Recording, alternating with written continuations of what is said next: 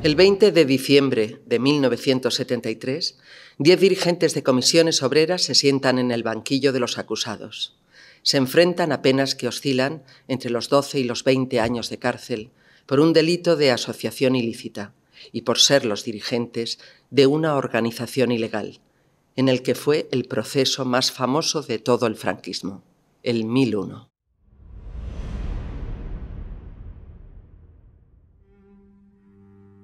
A partir de los años 60, España vivía un despegue económico. Los diferentes planes de industrialización de los gobiernos tecnócratas comienzan a generar cambios en la sociedad. La emigración del campo a la ciudad con la industrialización que empieza en los años 60 con el plan de estabilización es lo que crea las condiciones para el surgimiento de un nuevo movimiento obrero que fue Comisiones Obreras.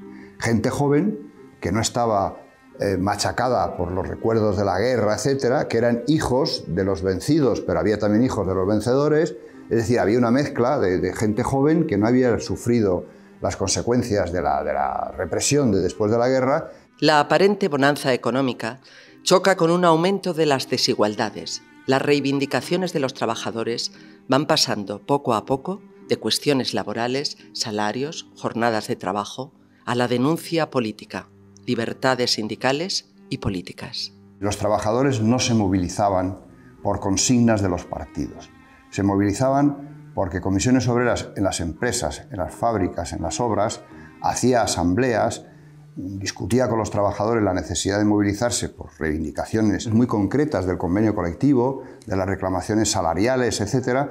Y entonces es cuando la gente se movilizaba, no se movilizaba por consignas de partidos. Y uno de los documentos que se conocen de aquella época del Ministerio del Interior decía literalmente que esa organización, como se le deje y se le deje crecer, va a terminar sumiendo en el caos al régimen. La Brigada Político-Social, brazo ejecutor del Tribunal de Orden Público, quiere descabezar a las comisiones obreras y lo consigue el 24 de junio de 1972. Ese día, a las afueras de Madrid, en el convento de los Oblatos de Pozuelo de Alarcón, donde está convocada una reunión clandestina de los máximos dirigentes del sindicato, allí detiene a la cúpula, en un intento de romper la organización. Pues claro, empezamos inmediatamente a preparar el juicio y vemos que las penas que piden el juez instructor es de 20 años, únicamente por una reunión ilegal que se había producido además en un convento de los Oblatos. Entonces había que ver cómo nosotros ese juicio hacíamos que concurriera con toda una serie de movilizaciones que se estaban dando en las fábricas, que se estaba dando en toda la sociedad, para llegar al juicio y poner en el tapete lo que suponía el delito de reunión ilegal, de asociación ilegal, de manifestación ilegal, por la que se pedían 20 años. Es decir, lo primero que pensaron los dirigentes de Comisiones Obreras es que ya que la petición de penas y las sanciones que contra ellos solicitaban eran tan fuertes, que merecían por lo menos una respuesta igual de fuerte, igual de contundente. Y la respuesta esencial fue ampliar el abanico político a toda la oposición política dentro de las defensas. Bueno, el juicio 1001 fue un momento muy importante porque sintetizaba la reivindicación de los derechos más elementales de los trabajadores, el derecho, y de los ciudadanos, el derecho a reunirse, el derecho a formar sindicatos libres, y hay que decir que España ya bajo el franquismo pues había firmado los convenios de la OIT, y eso lo habíamos estado defendiendo en orden público, ante el Tribunal de Orden Público, ante los consejos de guerra durante mucho tiempo, durante años. Y fue, yo diría, la síntesis de todo, por eso fue tan importante. Y luego se añadió otro elemento más, que fue el dramatismo del día. Apenas a 2 kilómetros del tribunal, el coche donde iba el Carrero Blanco es alcanzado por una explosión que lo lanza al tejado de la iglesia de los jesuitas de la calle Claudio Coello, con el resultado de la muerte del presidente del gobierno.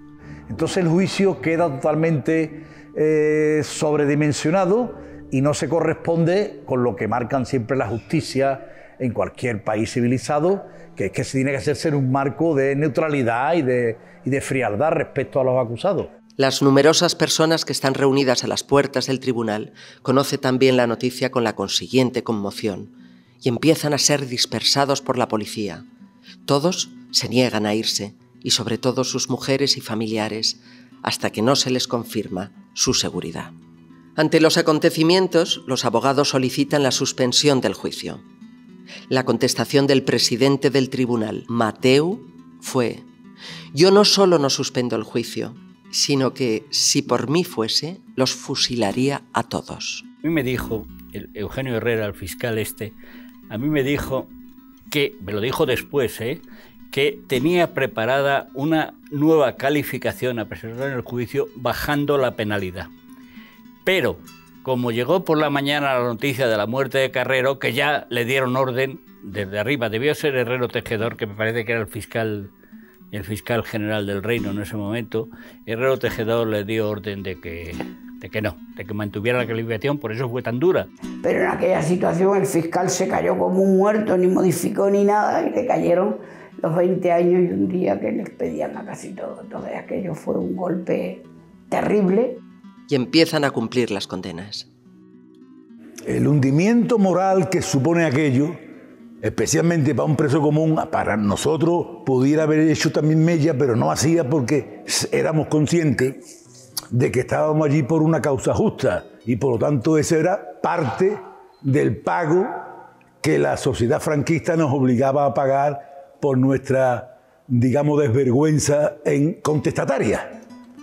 Bueno, por supuesto pasaron a la cárcel y la comunicación nuestra era de dos tipos. Yo sobre todo me encargaba de dos cosas. Por un lado, de contarle la vida política, lo que estaba pasando, las movilizaciones, y luego, como decían ellos, Cristina nos trae la vidilla, porque yo le contaba de sus mujeres, les hacía fotos a las mujeres, se las pasaba clandestinamente, le pasábamos la propaganda. Era gente muy joven y era gente que de repente les cayó un asunto tan sumamente grave como era ser la dirección de comisiones obreras. Los abogados preparan los recursos sobre la sentencia. El objetivo es lograr una disminución de las penas. La vista en el Supremo se fija para el 11 de febrero de 1975. Se inició la vista ante una masiva afluencia de público y con una numerosa presencia internacional de organizaciones sindicales, juristas y parlamentarios. El tribunal rebaja sustancialmente las penas, incluso 4 de ellos quedan en libertad. Nosotros, en el momento en que el Supremo revisa nuestras condenas, nos condena a 2 años, 3 meses y 1 día a los de menor condena, hasta 6 años a los de mayor condena, pero estamos en huelga de hambre ante la inminencia de esa revisión por parte del Supremo y nos sacan directamente de la enfermería a la calle, sin cumplir con lo que es el protocolo de la propia institución penitenciaria, que pasar huellas y demás.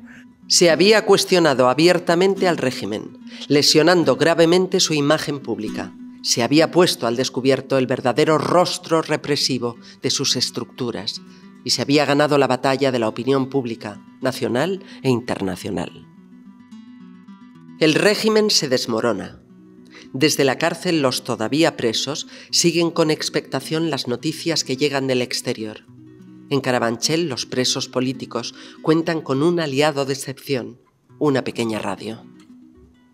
Esto les hace poder seguir los acontecimientos, la caída de Allende, la revolución de los claveles y, por supuesto, la anhelada muerte de Franco. Saben que el final es irreversible. El indulto recientemente concedido no cubre ninguno de estos objetivos. En lo humano, porque no libera a casi nadie. Es decir, de entrada de las cárceles de presos políticos no saldrán con el indulto actual más de un 25%. De los exiliados no podrán regresar y, lógicamente, porque además no solamente no cierra esa perspectiva, sino que de enfrentamiento, sino que la deja intacta. La amnistía vendría después, como vendría el reconocimiento de que sin comisiones obreras, sus dirigentes, su gente y su lucha, la llegada de las libertades habría sido mucho más difícil. Pero quien trajo la democracia a España son miles y miles y cientos de miles de personas anónimas, que eran las que paraban las fábricas, paraban las obras, hacían manifestaciones en la universidad, o en los colegios, es decir, muchísima gente que nunca ha salido en ningún libro de historia, ni saldrá en ningún libro de historia, pero que son los que realmente trajeron la democracia a España, es decir, un sector de la sociedad española, bueno, muy amplio, que se enfrentó a la dictadura y que hizo inviable que continuara.